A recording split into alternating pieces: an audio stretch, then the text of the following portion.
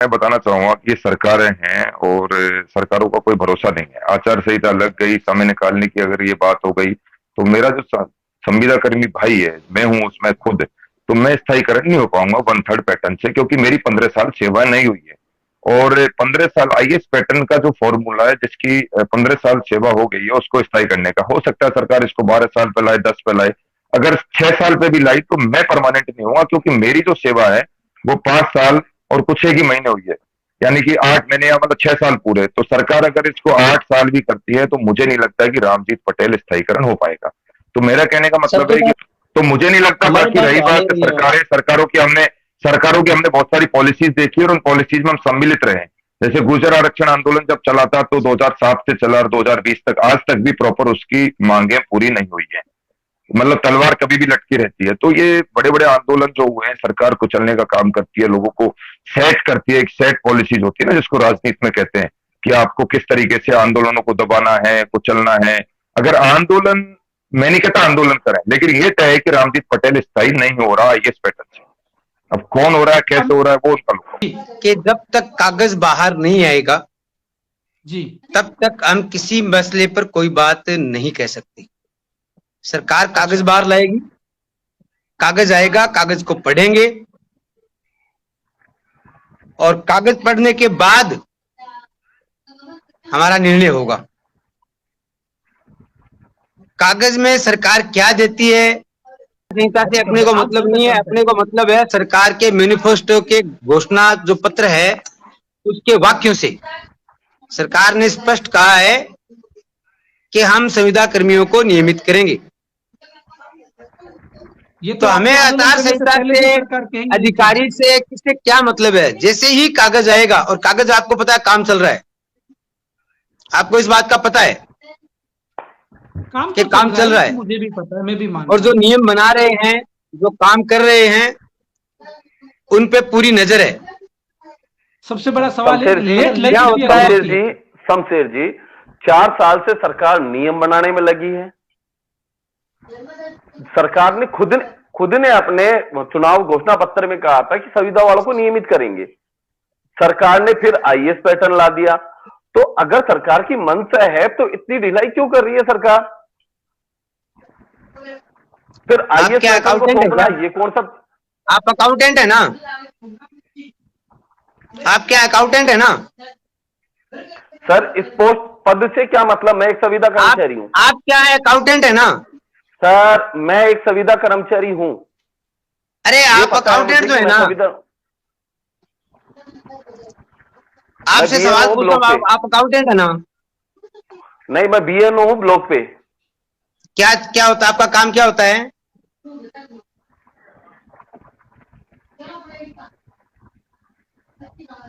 शायद कट गई मेरा आप। ऑफिस की, हाँ, मेरा काम है ब्लॉक पे रिपोर्टिंग देखना और रिपोर्टिंग आगे भिजवाना। आपका अधिकारी आपसे रिपोर्ट मांगता है तुरंत, और आप 5 दिन लगा देते हैं, ऐसा क्यों नहीं होता है? सर, अगर तुरंत मांगेगा सर, नहीं, अगर तुरंत रिपोर्ट मांगी जाती मैं है ऑफिशियल और बात तुरंत कर रहा देनी हूँ, होती। मैं सर ऑफिशियल बात कर रहा हूँ, मैं ऑफिशियल यही है सर, अगर आज की डेट में रिपोर्ट, सर मैं अगर आपकी आज की पर्सनल डेट बात में नहीं कर रहा रिपोर्ट हूँ यार, मांगी मैं जाएगी, बात कर रहा नहीं, हूँ लेवल की।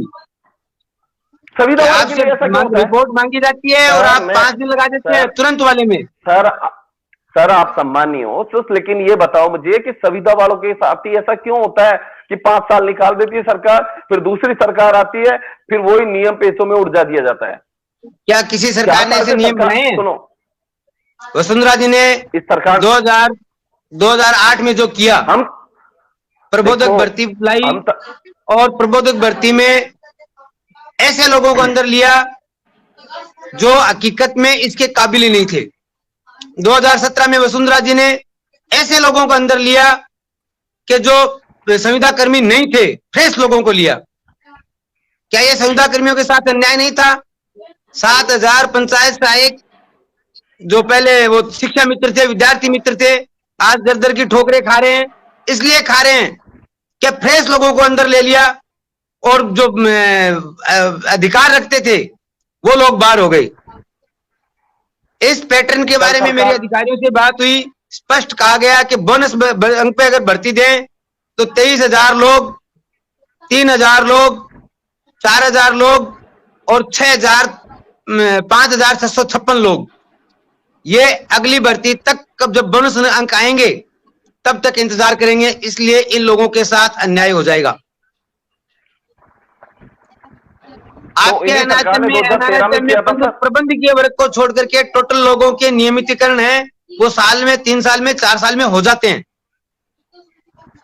नरेगा में अभी 10,000 लोगों में से 4,000 लोग ज्वाइन कर चुके हैं, वो संविदा कर्मी ही थे। सर 2013 में वो संविदा कर्मी ही थे। एनआरएचएम में लगे हुए जो कंपाउंडर नर्सिंग के लोग हैं वो स्थायी हो चुके हैं, वो संविदा कर्मी ही थे। प्रॉब्लम कहाँ आ रही है? सर प्रबंध के वर्ग में आ रही है। मेरी सुनो अब सर, प्रॉब्लम कहाँ आ रही है? 2000 सुनो प्रेम जी, प्रबंध के, हाँ, प्रॉब्लम कहाँ आ रही है? प्रबंधकीय वर्ग में आ रही है, क्योंकि प्रबंधकीय वर्ग की पोस्ट नहीं है। प्रबंधकीय वर्ग की पोस्ट है वो वहां पे हॉस्पिटल में क्रिएट नहीं है नियमित पोस्ट। लड़ाई क्या लड़नी है कि प्रबंधकीय वर्ग की नियमित पोस्ट क्रिएट की जाए।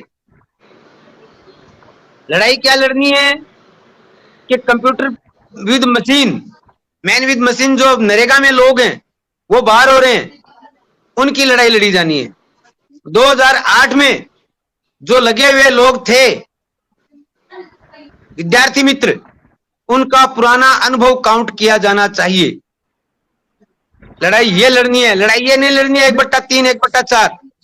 शमशेर जी, मेरा सवाल आपसे, विद्यार्थी मित्र का अनुभव काउंट हो जाएगा तो 90% पंचायत सहायक जो आज हैं, पंचायत शिक्षक बनने जा रहे हैं, 90% हैं वो इसमें आ जाएंगे। रही बात फ्रेश की, तो फ्रेश के लिए भी लड़ाई लड़ी जाएगी, लेकिन कागज आने के बाद। कागज से पहले न हम ऐसी कोई बात करेंगे न कुछ और होगा। शमशेर जी, 2013 में कांग्रेस की सरकार थी, गहलोत साहब भी थे, प्रबंधकीय वर्ग की भर्ती निकली थी, हमने खुद ने फार्म लगाए हैं, आज तक उसका पैसा रिफंड नहीं किया सरकार ने। अरे आपने नहीं लगाया, विद्यार्थी मित्रों ने भी लगाया था, मदरसा पैरा टीचर ने लगाया था, शिक्षा कर्मी ने लगाया था, सब लोगों ने पैसा लगाया था उसमें। सर सरकार, लेकिन उसमें रोड़ा कौन बने पता है आपको? उसमें पता है रोड़ा कौन बने? प्रवीण को पूछो। कुछ लोग कोर्ट गए और उस भर्ती को रुकवा दिया। आज उन लोगों के मारे हुए वो कौन थे? संविदा कर्मी थे वो भी, जिन्होंने मारा संविदा कर्मी को। 7,000 तो कोर्ट में विद्यार्थी मित्र आज सड़कों पर इसलिए घूम रहे हैं कि हमें इसमें रूल में लिया जाए, हमें हमारा हक दिया जाए। कोर्ट में जाने का एक सवाल है प्रेम जी, कोर्ट में कौन गया? संविदा कर्मी गए। सर तो सब तैयार था, सकते हो किसकी मानसिक, सब तैयार था, आपको सिर्फ नियुक्ति पत्र दिया जाना था, लेकिन आप लोग कोर्ट में चले गए। परेशान होगा सरकार, जो बाहर जाता है, सरकार की नीयत में कोर्ट नहीं था, दरवाजे खटखटाएंगे, सरकार लंबा खींचती है, कोर्ट का दरवाजा तो सरकार की नीयत में कोर्ट नहीं था, संविदा कर्मियों की नीयत में कोर्ट था। वो अपने साथियों को, वो उनका नंबर नहीं आ रहा था, इसलिए उनको वो कोर्ट में ले गए भर्ती को। शमशेर जी आपको देख लेना कोर्ट में क्या होगा। शमशेर जी, आप जो नियम आए हैं वो इतने स्पष्ट है कि कोर्ट में कुछ नहीं हो सकता। क्यों लगा रहे हो सर? शमशेर जी, आप मेरी बात कोर्ट में कौन गया था, किसके लिए गया था? मैं पूछना चाहता हूँ, कोर्ट में गया उस व्यक्ति को जानता है क्या कोई? मैं जानता हूँ, मैं जानता हूँ, मैं जानता हूँ उस व्यक्ति को। मेरे नाम बताइए, नाम बताइए। आप किसी को नहीं रोक सकते। माननीय न्यायालय के शरण में नहीं जाएगा तो उसके पास ऑप्शंस क्या रहा? फिर जब सरकारें हर बार कमेटी बनाती है, हर बार वादा करती है। मेरा सवाल शमशेर जी आपसे ये था। अरे यार 5,000 लोगों का नहीं होता, लेकिन ज्यादातर लोगों का वहां 2013 में नियुक्ति होकर के आज उनकी एसीपी लग गई होती। रामस्वरूप जी अपनी बात पूरी करें एक बार। कमी किसकी है सर? मैं ये कहना चाहता था, शमशेर भाई साहब कह रहे सरकारों की नहीं है, संविदा कार्मी के कोर्ट में गया। प्रवीण जी, प्रेम जी 1 मिनट रुकिए। शमशेर जी भाई साहब से मेरा ये निवेदन है कि आप एक संयोजक पद पे बैठे हो संविदा संयुक्त मोर्चा संघ के, सबसे पहले तो मेरे को आपसे यह अपेक्षा है कि आप इस तरह से तेज तरार आवाज में और व्यक्ति विशेष और आवेश में आकर के आपको बात नहीं कहनी चाहिए। आप बिल्कुल बात कहिए प्रेम से और सहज भाव से कहिए। इस तरह से आप आवेश करके बात करो, ये मतलब डिबेट आपकी बहस हो रही है। जिस व्यक्ति ने 1 लाख लोगों के पेट में लात मारी है, उसके प्रति मेरे मन में प्रेम। शमशेर जी यहाँ पर सारे संविदा वाले बैठे हैं, कोई नेता नहीं बैठा है यहाँ पर। संविदा कार्मिक हूँ 2008 का, और मैंने 2009 से ये आंदोलन लड़े हैं, जयपुर में ठोकरें खाई है। 2013 में जो भर्ती निकली व्यक्ति विशेष से मैं जानता हूँ, शायद बाकी लोग अपने हिसाब से लड़ रहे थे, मैं नरेगा में साथ में था, मुझे पता भर्तियां कैसे निकली, क्या हुआ।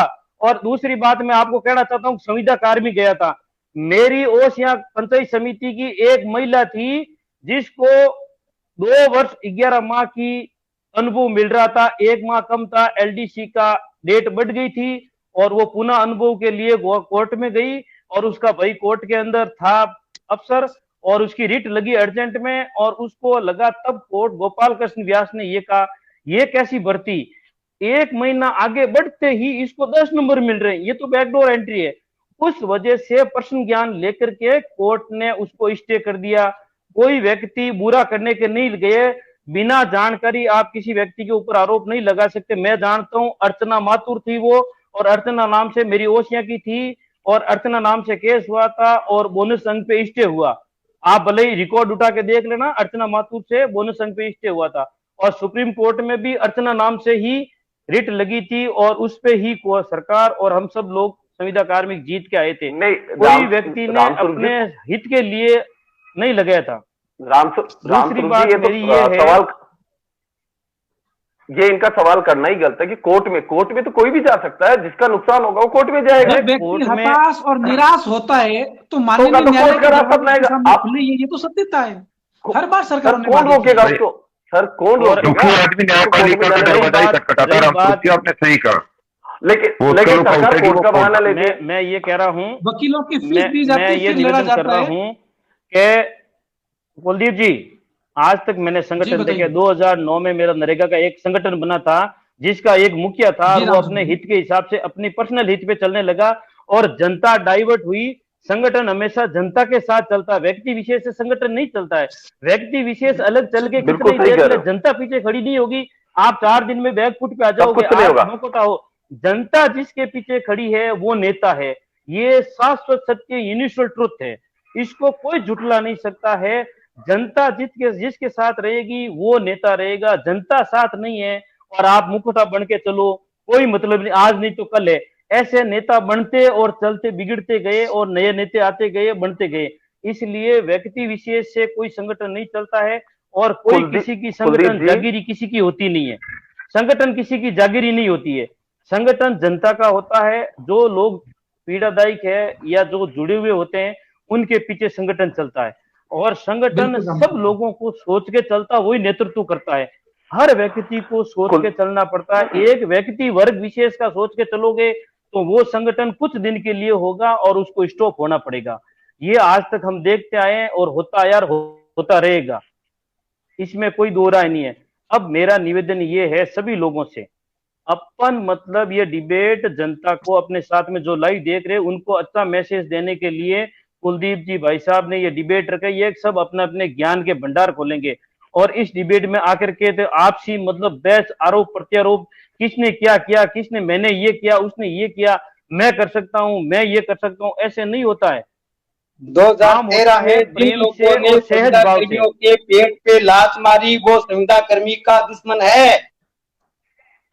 अरे मारी जो आज शमशेर जी, आप सुनो, शमशेर जी सुनो, शमशेर जी, मैं खुद रामस्वरूप जी, एक मिनट रामस्वरूप जी सुनो। शमशेर जी, आप कह रहे हो कि 1,10,000 संविदा कर्मचारियों पे लात मारी, आप प्रत्यारोप लगा रहे हो किसी पे, बिना तथ्यों के आधार पे लगा रहे हो।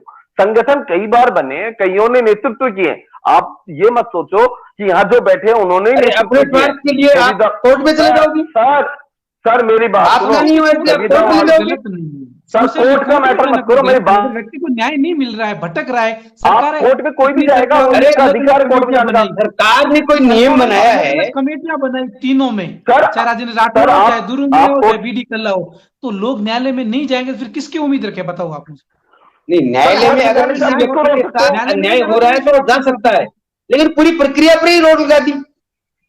अगर किसी को पूरी प्रक्रिया को ही रुका दिया। कुलदीप जी, न्यायालय की कैसी बातें कर रहे हो शमशेर जी? न्यायालय में जाना सही बात है, न्यायालय में जाना चाहिए।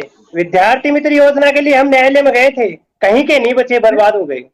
हमारे साथी रोकते रोकते रुके नहीं, न्यायालय में चले गए, कोर्ट ने पूरा फैसला ही कर दिया किसी योजना को बंद करो। नहीं तो आज हमें रेगुलर 13-14 साल होते और हम भी नियमितीकरण की प्रक्रिया में सहज ही कोई दिक्कत। प्रवीण जी, मैं आपको एक उदाहरण देता हूं। राजस्थान सरकार की 2018 में मुख्यमंत्री बीपीएल जीवन रक्षा कोष बंद करी थी। बीपीएल योजना वाले कोर्ट में गए थे।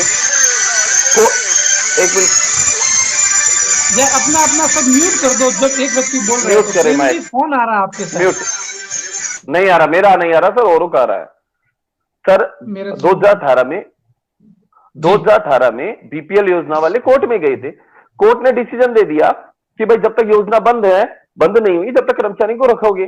सरकार ने गई और योजना को बंद करा दिया। तो कोर्ट ने निर्णय दिया जब योजना बंद होगी तो कर्मचारी भी हटा दिए गए। लेकिन सरकार की मंशा थी तो उनको सरकार ने समायोजित किया। अगर सरकार कोर्ट का बहाना लेकर अटका थी तो आज वो बेरोजगार होते। सरकार की मंशा पे डिपेंड करता है, सरकार की मंशा होनी चाहिए सर। प्रेम जी, इनकी बात पूरी हो, फिर मैं सीधा आप ही के पास आऊंगा। प्रवीण जी, प्रेम जी को बात पूरी होने दें। हाँ प्रेम जी, बात पूरी करें अपनी। सरकार की जो मंशा होती है तब जाके होता है। कोर्ट एक बहाना, सरकार लंबा खींचती है मैटर को, खुद कोर्ट में जाके उलझाती है। अब आप आईएएस वेटरन की बात करोगे, 3 साल का 1 साल माना जाएगा। अगर 15 साल वालों का होगा तो 10 साल वाले कोर्ट में जाएंगे, 5 साल वाले कोर्ट में जाएंगे। सरकार काम ही ऐसे करती है कोर्ट वाले। 2013 की भर्ती सरकार ने उलझाई है। कांग्रेस सरकार थी, इन्हीं के भरोसे थे। अभी इन्होंने मैनिफेस्टो में दिया नियमित करेंगे। 4 साल क्यों निकाले? जब आपकी मंशा थी, आप खुद कोर्ट में ले जाना चाहते इस मैटर को। अब फिर कहते हो कि कोर्ट में गया। कोर्ट में जाने का अधिकार सबको है, कोई भी जा सकता है कोर्ट में।